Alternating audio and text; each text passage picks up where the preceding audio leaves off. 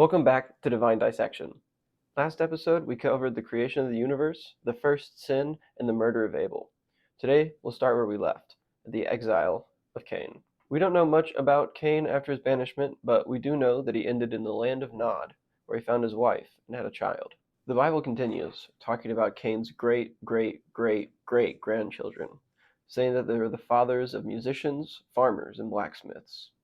The father of these children, Lamech, is recorded boasting about his killing of two men. If Cain shall be avenged sevenfold, then I 77-fold. This information is in about a paragraph in the Bible, so it's not expounded upon much, and we don't know anything else about Cain.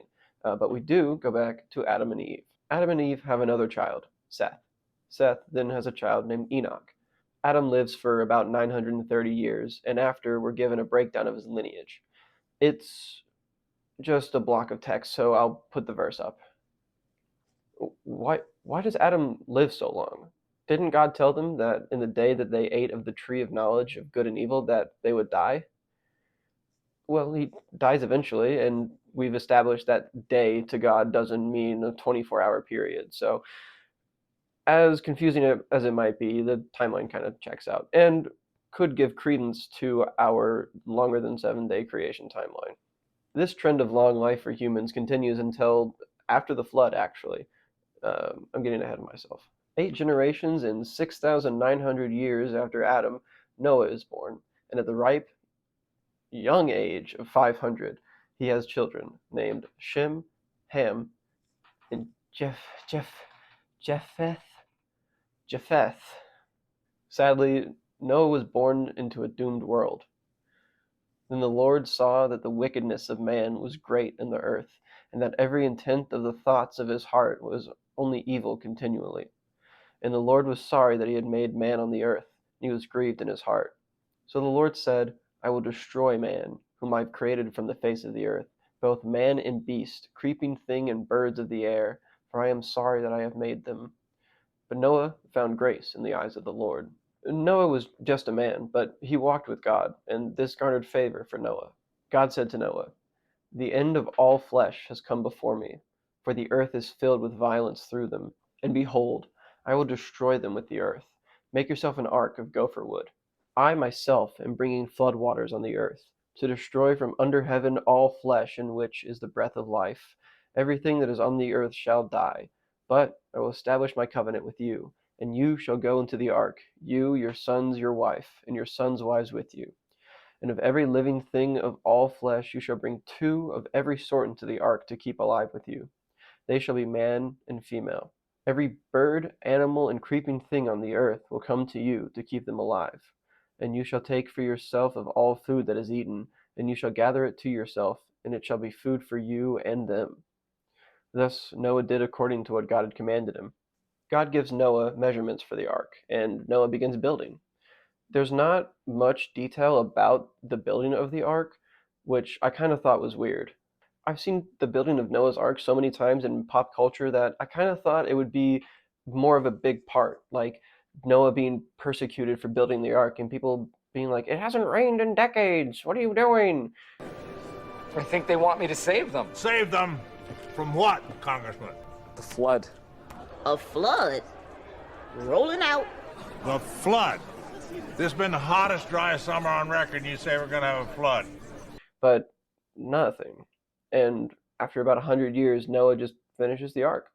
God commands Noah to collect 7 of every clean animal, like cows, goats, and deer, and 7 of every bird.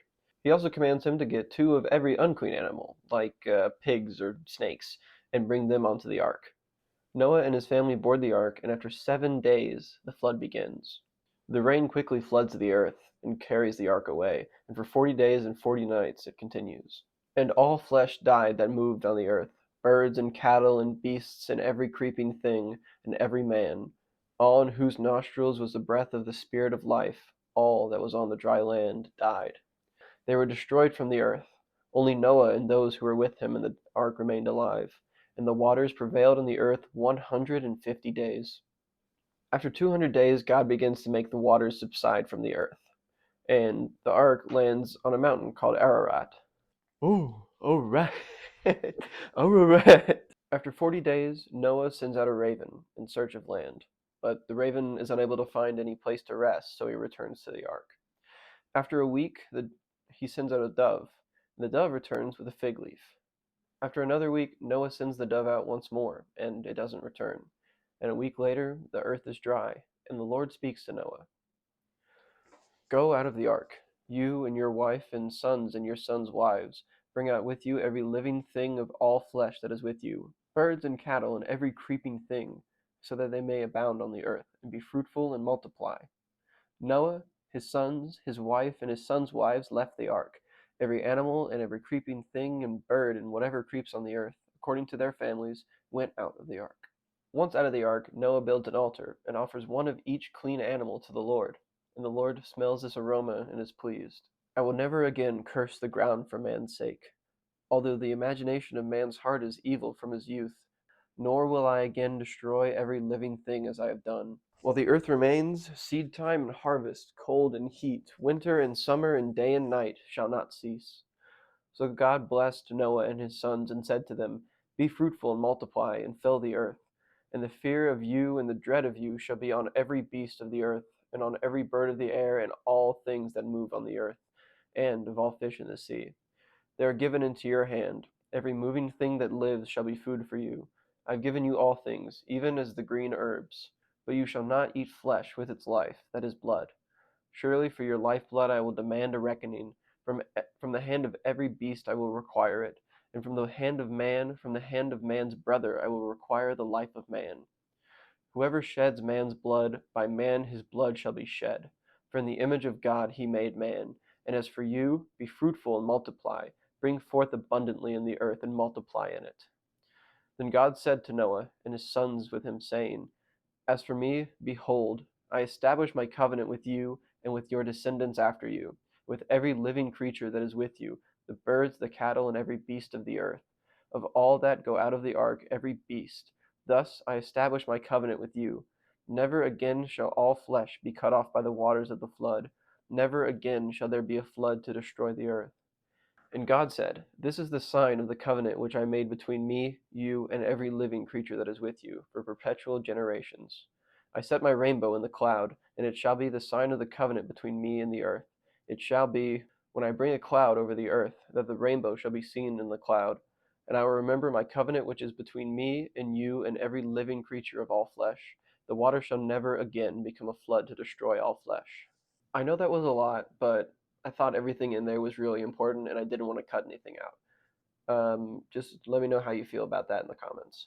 After the flood, Noah becomes a farmer and plants a vineyard. One day, Noah becomes drunk and uncovers himself in his tent. Ham, his youngest, finds him and goes and tells his brothers. His brothers decide to take a garment and cover Noah. When Noah wakes up and finds out what happens, he says this, Cursed be Canaan, a servant of servants he shall become to his brethren. And he said, Blessed be the Lord, the God of Shem, and may Canaan be his servant. May God enlarge Japheth, and may he dwell in the tents of Shem, and may Canaan be his servant. Canaan is Ham's son, and because of Ham's actions, Canaan and his descendants are cursed by Noah.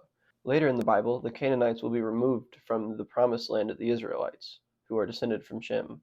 The next chapter is just a wall of text describing the descendants of Noah and their lineage, but I've kind of broken it down. So Japheth's line leads to some of the Asian races and the Greeks, and Ham's line leads to Ethiopians, Libyans, and Canaanites and others, and Shem's line leads to the Hebrews, the Israelites, and the Arabians, give or take. Long after the time of Noah, the earth has one language and is settled upon the plain of Shinar, and they decide to make a great construction. Come, let us build ourselves a city and a tower whose tops is in the heavens. Let us make a name for ourselves, lest we be scattered abroad over the face of the whole earth. God sees this, and it's kind of against his be fruitful and multiply and scatter over the face of the earth kind of thing, so he says this, Let us go down there and confuse their language, so that they may not understand one another's speech.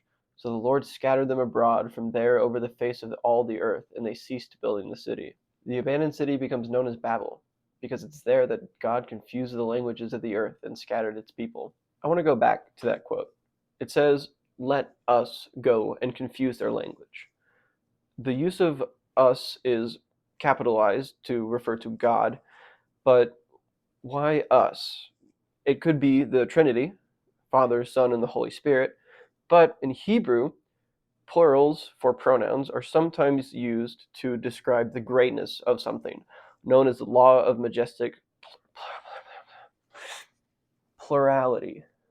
So us could be referring to like the greatness and the overall reaching of God. I like both equally, and I think they both fit pretty well, as well as earlier in the Bible when it says, "Let us make man in our own image." Us and our. Same concept. Again, we have a long list of names, generations after Noah. Shem lives to be about 500, and his descendants live to be about 70. So we're down to about normal human lives. At the end of this list, Abram, Nahor, and Haran are born. Haran has a child named Lot, but dies soon after. Abram and Nahor find wives, Sarai and Micah, respectively. Nahor has children, but Sarai is barren. Terah, Abram's father, takes him, Lot, and Sarai to his native land of Canaan, where Terah passes away.